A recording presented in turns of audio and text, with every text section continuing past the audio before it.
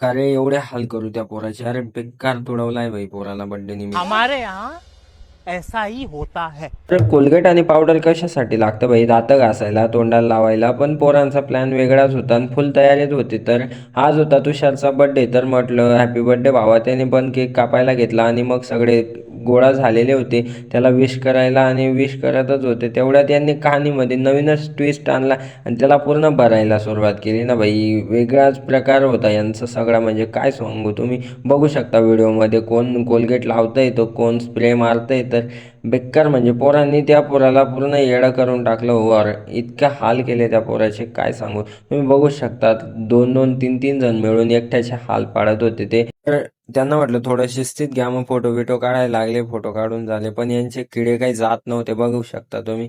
आणि मित्रांनो, आज होती भारत पाकिस्तान मॅच आणि डायरेक्ट मोठ्या स्क्रीनवर लावली होती आणि आपणही पोहोचून गेलो तिथे मॅच बघायला. आणि बघू शकता तुम्ही एकदम पोरं एन्जॉय करत होते मॅच. आणि मॅच आता शेवटच्या क्षणाला आलेली होती आणि आपण जिंकणारच होतो सेलिब्रेशन.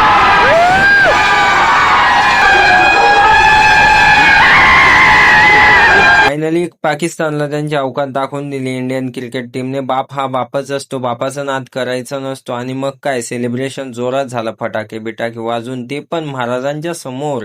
महाराजांनाही गर्व वाटला पाहिजे आपल्या